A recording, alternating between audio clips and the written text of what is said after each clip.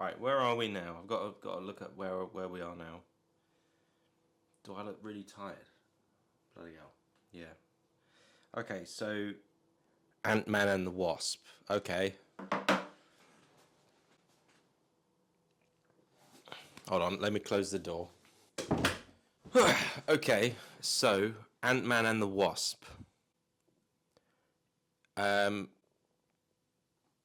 From what I remember, I think I've seen it a couple of times. I actually think I quite like this film, and it basically just, it's like if you like the first one, then this one is more of the same. Again, it doesn't feel like it's one of those films where it doesn't feel like there's much at stake. Like the stakes are very low. This was after the Avengers. Oh well, actually, this film takes place before Avengers: Infinity War. So it's kind of a bit odd, like, going from a movie where like 50% of the population got blipped, and then all of a sudden you're back into this film, and you're like, oh, so it's okay, so it's a prequel. Okay, fine.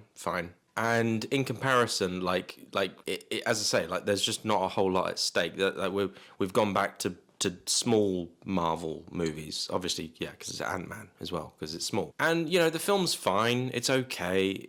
But again, like, this is, like, if, the Avengers, Infinity War, like, the Avengers films, for me, are, like, really important.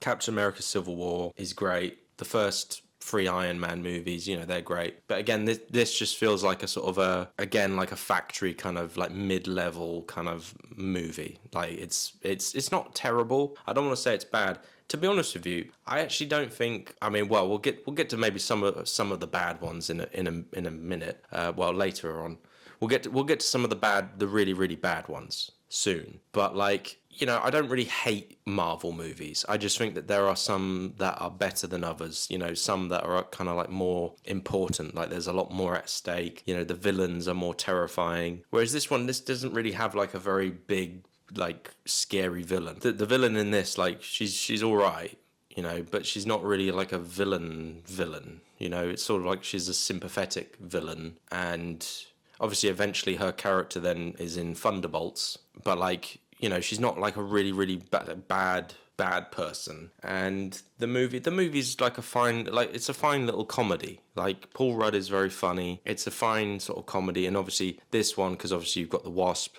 she sexy lady, Evangeline Lilly, she gets a costume. She becomes the Wasp. She can shrink and stuff, and that's cool. That's cool. But again, it's just sort of like a meh sort of film. And I think coming after the Avengers, it just seems a bit like, well, I feel like the standard, like the problem with films like Avengers: Infinity War, like, you start to demand more from each movie, and you kind of think like, well, if you're just going to release this small little movie, I mean, to some people, okay, it's like a nice change of pace, I suppose. Maybe you need like a, after obviously the 50% of people getting killed, you need more of a comforting movie. It's all right, but it's an all right sort of comedy. It's a funny movie. It's like, it's lighthearted. It's not offensive. It's not inoffensive. There's nothing really I can majorly say other than I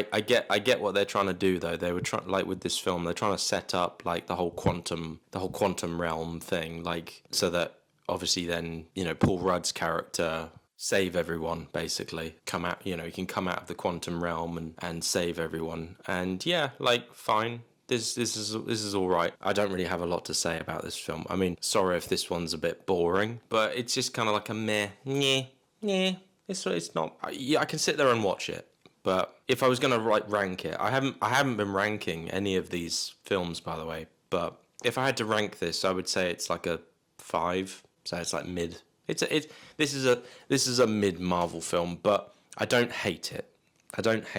It's perfectly fine. And whatever. Let's just get to the next one. Let's get this out of the way. Let's just move on, okay?